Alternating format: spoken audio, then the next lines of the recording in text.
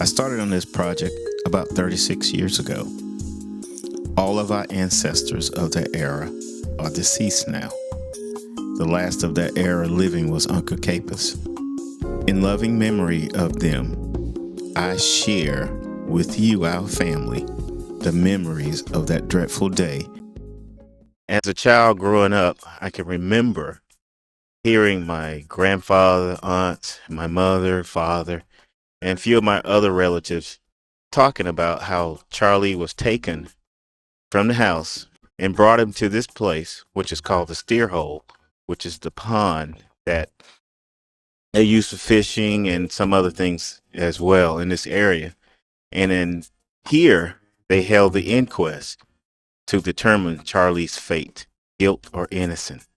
And as they gathered other, at that time, colored black males from this area, and brought him in for questioning.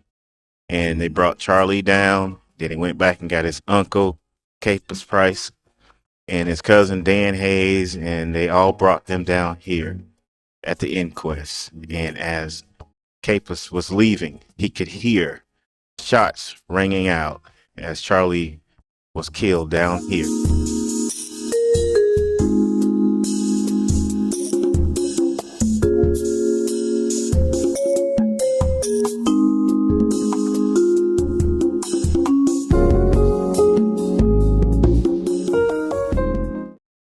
Very unfortunate, and like I say, I mean, the only thing I can figure is what he told me about the money.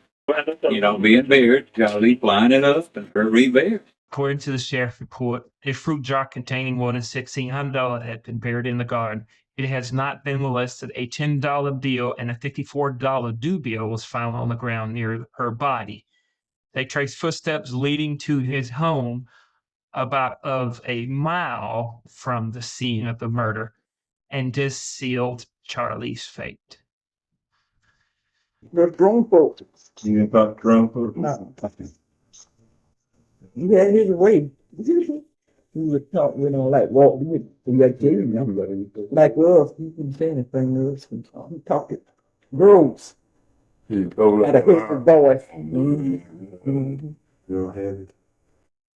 Tomorrow, wait, because they had to make the cry. Right. Yep, they granddaddy. Mm-hmm. What was his parents' name? Little. Little. His daddy was named Smith. Let me try to think what the first his name was. We know that. See, he got killed when we were small. We didn't know him, but Sonny Smith, I think was his name. Sonny Smith, I think. And Lola was his mother. Yuba Mason, but I can remember it well. It happened back in the 40s, early 40s. Yes, ma'am. And as I say, we lived down there about a mile and a quarter. So, well, my mother and daddy that lived up in the edge of Miller County came down to spend the day with us, and we lived about a mile and a quarter from the store that they had.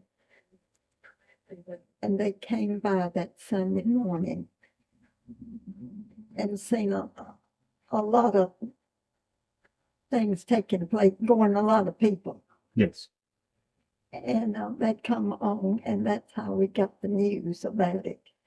And I know it was told that they found out in the yard, and the hogs was eaten, and probably if she hadn't have been found as quick as she was, why the hogs would have eaten it. And,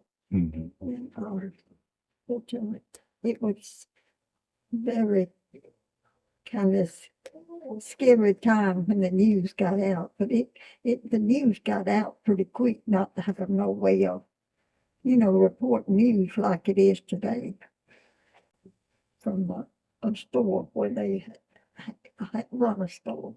Okay. This Saturday evening, same Saturday evening, still didn't have that fun, but Saturday evening, they had a flood out there in the middle of Silverfield place. And I went pick up a woman, I was going down that boy on Jew. When I come back by, Charlie Leon gave for the drunk. So we were coming out to Friday, and about 12 or 1 o'clock, somebody got 4 liquor. Charlie got to come on, I brought him back home, gave him a ride, and I just put him off the house.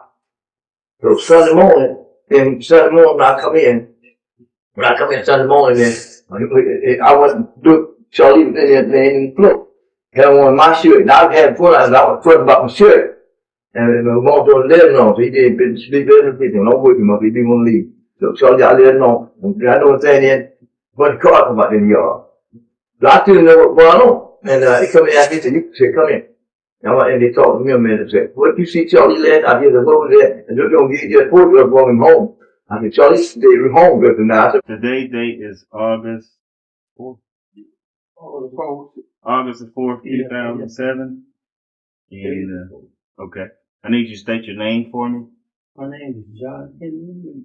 Your age. I was born 1919, the 13th day of December. And I'm 87 years old.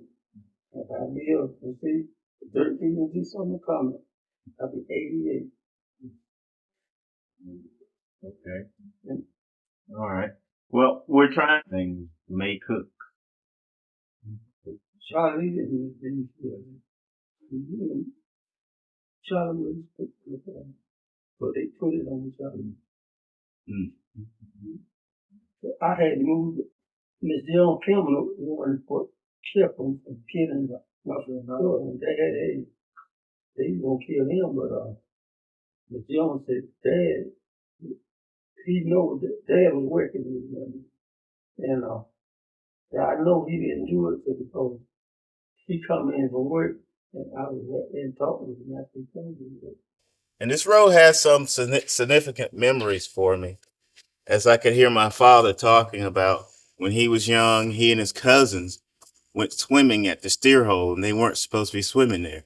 And he can remember his mother and father and everybody.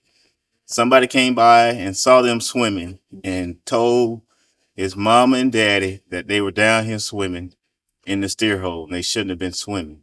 And he can remember telling me that they walked, which is about 5 miles. And by the time they got there, they found him. And he can best sum it up this way by saying that was the worst killing he ever got from his mom and daddy, because he shouldn't have been swimming in the steer hole. How did they say that it happened? Well, all we know that they said he killed him. Well, that Saturday evening, boy had to go up there. That's my dad called work. Mm-hmm. He had to go up there. She didn't have no water at her house. And the wife cooked house sit twixt my house and her house. And these white folks got mad with him. Mm-hmm. I don't know how to say it no more with her. That's all right. The white folks got mad with him and didn't want her to come up there to this house and get water. Mm-hmm. And so she would come on down there to my house and go into my daddy's house and get water. So they found out she was doing that. Then they put a fence across at the corner of my house. Still it cut off from getting water. Mm-hmm. But what she would do then, she'd get there and she'd climb over the fence and go into my daddy's house and get water and go back.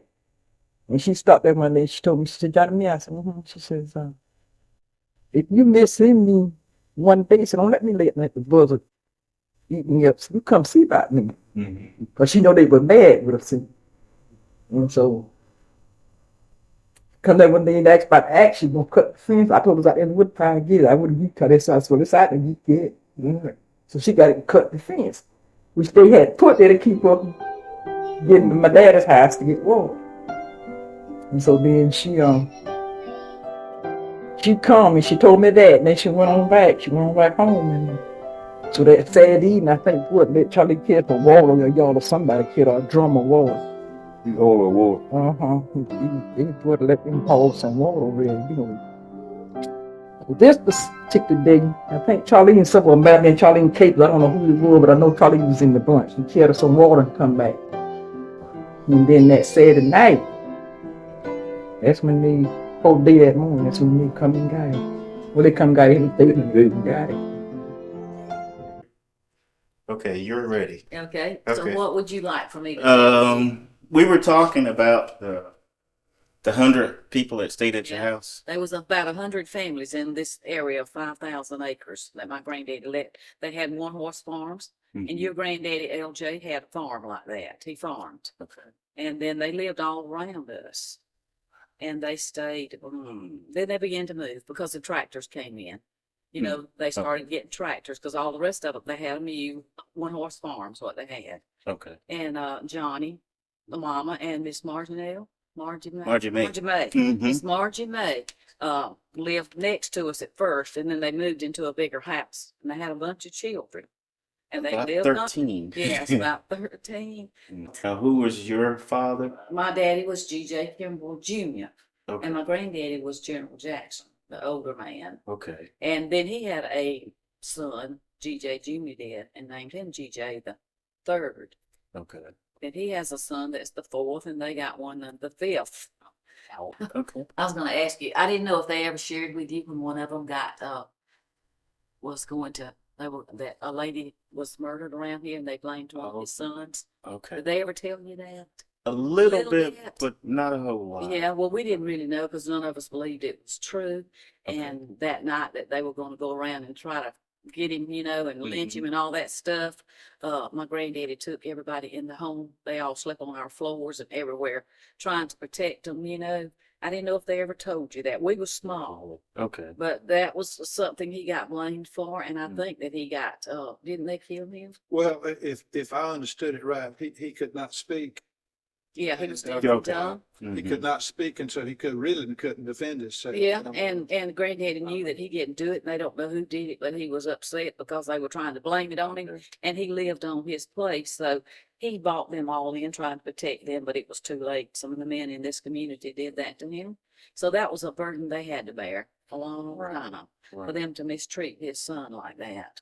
Because we never felt like he was guilty, but when you can't, like he said, you couldn't talk, he couldn't defend himself, so they did that, but that was a bad situation. So I think about that sometimes. I bet they were treated about that, but I felt like they were cared for because my granddaddy always wanted to defend all of them because he felt like they were part of the family. I mean, that's all I hear Uncle Capel talk about a little bit from when I was a little growing up, that they all ran to his house. Yes, they did. He let them in, and they slept everywhere on the floors. Everybody bought all the children that they could, especially Johnny Price's children. I think there were a lot of other families that might not have come in there, but all of his did, and they were with us because we didn't feel like he was guilty. I remember them all being upset because they were blaming it. But when you get a mob group together, there's a whole lot you cannot do. That's right. And he couldn't do it. He thought he'd protect them by bringing them in his house. They wouldn't dare come in his house. Wow. This house was built in 1945-ish. Still in the present condition that it is back then. It has been restored to the original condition it was. And what's significant about this house is that my Aunt Mattie Ballo, that we used to call her Arnett, used to live in this house. And the call for hot biscuits, syrup, bacon, and she loved kids. And this house served as one of the pillars in the community. And today is preserved and used for fishing and whatever else they have here. But I thought this house was very significant for us. Thank you.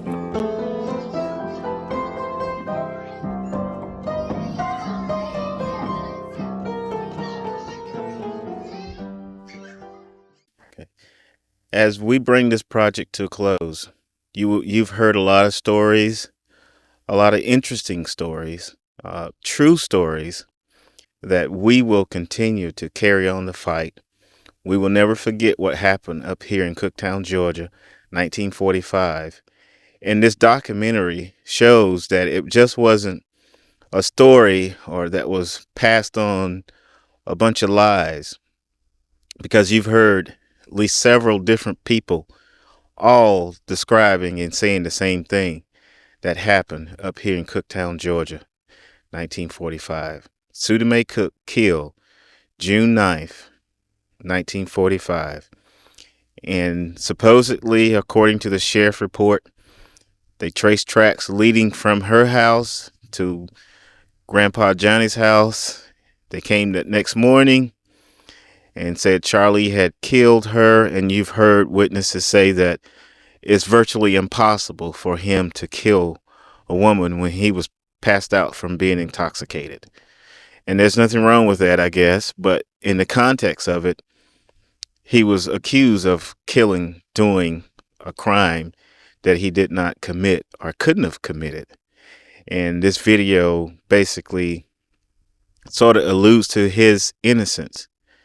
And it also draws attention to her troubled family, even her cousins, who basically, as I call it tracing the money, discovered that there were some shady dealings going on in her family dealing with money.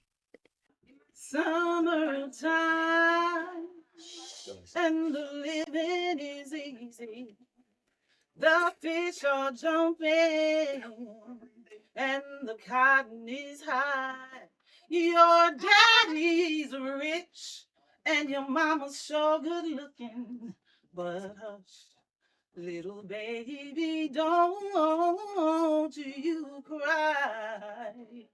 One of these mornings, I'm gonna rise up singing.